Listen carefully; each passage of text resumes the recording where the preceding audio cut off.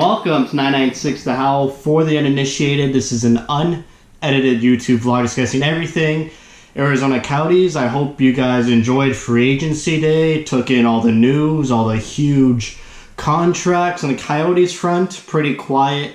John Chayka signing some depth guys to help out with the Tucson Roadrunners and a couple guys who might, push the Coyotes players currently on the roster to, light a fire under their behinds and, get them going, some internal competition, which I always like and John Chayka always praises. But today, a day after free agency day, some Coyotes news. They're letting go their penalty killing and defensive coach, Scott Allen. Pretty much when Phil Housley was hired, I was wondering what would happen with Scott Allen. It would have been great to have Phil Housley just be an addition to the team without any subtraction.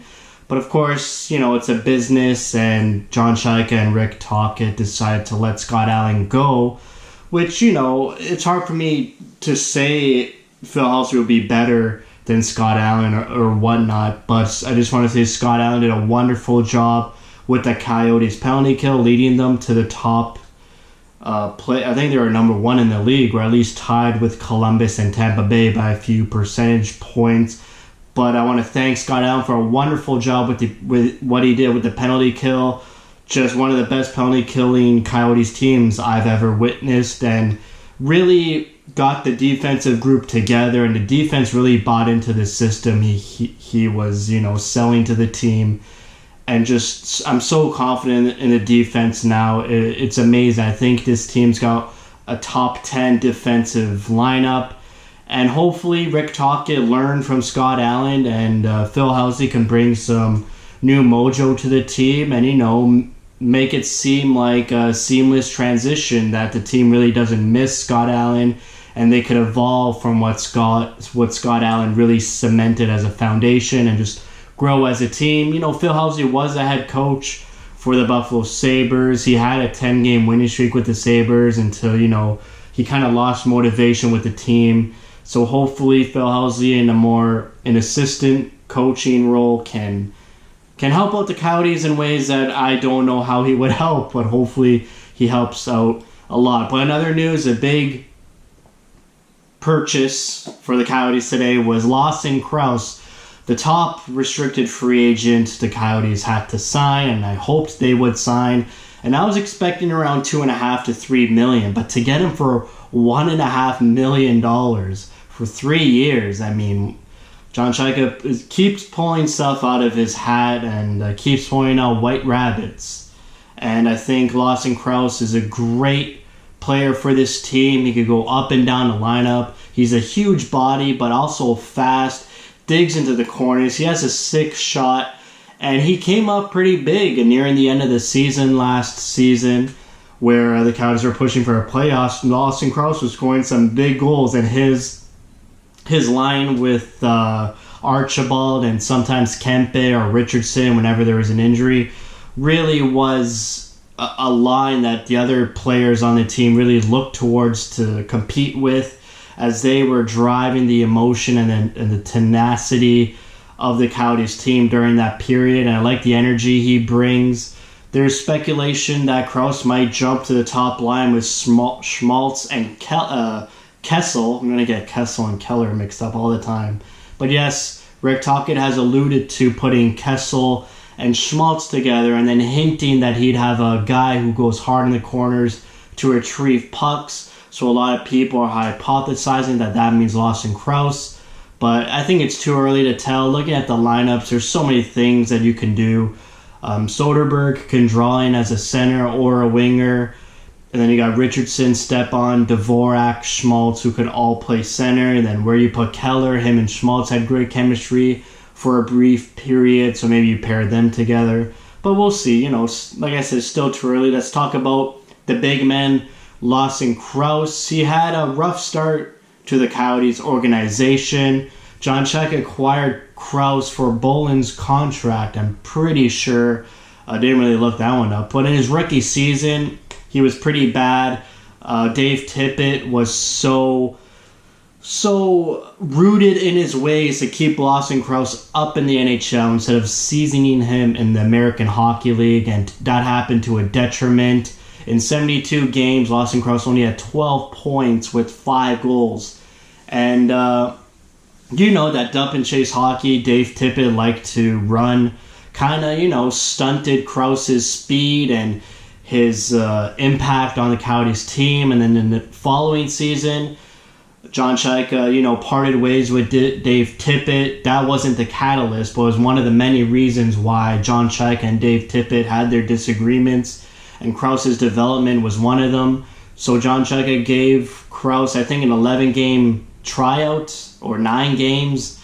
It was below 9 games, I'm pretty sure. He scored 1 goal, and then got sent down to the Tucson Roadrunners and did pretty well. 32 points in 56 games, playing on a line with Dylan Strome and Nick Merkley, who kind of ran the American League that year, and they pushed Tucson to the playoffs. And Crouse was a difference maker on that team, and then he carried that into last season on the Coyotes by doubling his point total in his rookie year. He had 25 points in 81 games with 11 goals. So comparing 11 goals to 5 goals and 25 points to 12 points to his rookie year, quite an accomplishment, quite a feat. We really saw him flourish in Rick Tockett's system as opposed to Dave Tippett's system, using that speed and having chemistry with the guys and being a character guy on the team and being a big body who would drop the gloves and make hits. He was second in the league in hits. I don't know if that's every position. It might be just forwards. It might be every position. I couldn't, really find out the stats, but he's one of the leading hitters in the league, which the team needed. He's turning out to be a tough guy on the team. So instead of John Chayka going out and grabbing a guy like Ronaldo or Steve Downey or John Scott, they got Lawson Crouse right there to stir the pot and protect his teammates, which he's shown to do. And he's had to be called upon numerous times, and he hasn't shied away from the challenge at all. But Lawson Crouse for 3 years, $1.5 million. I'm all about that. Great flexibility with the cap. To have him, for 3 more years, add stability to the team and rounds out the roster really well. I think he is what Fisher needs to be. I think Fisher is inconsistent, like Crouse at times. But whenever Crouse isn't scoring, he's, hitting the body. He's standing up for his teammates. He's bringing energy to the team, and he could kill penalties too. So hopefully Fisher can learn from him this year and in continuous years if Fisher's still on the team. Talking about the cap, the Coyotes are at the cap limit. They have about $100,000 left to spend, which they're probably not going to do anything with. But if they put Hossa on long-term injured reserve, which they are, they'll free up another $5 million. And maybe if the Coyotes are in a playoff spot by February or March, that's a trade deadline acquisition waiting to happen.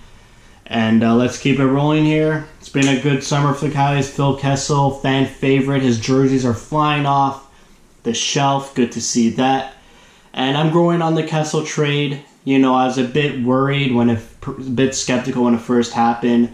I just never like letting go of players so early in their development. And I took John Chayka's words to heart when he said that Joseph would be a long-term project. So to sell him so quickly kind of irked me. But I'm growing to it. Chayka knows stuff we don't know. Maybe Joseph wasn't developing well, and people in the depth chart were jumping over Joseph, like Capobianco, Kevin Ball, and the newly drafted Soderstrom.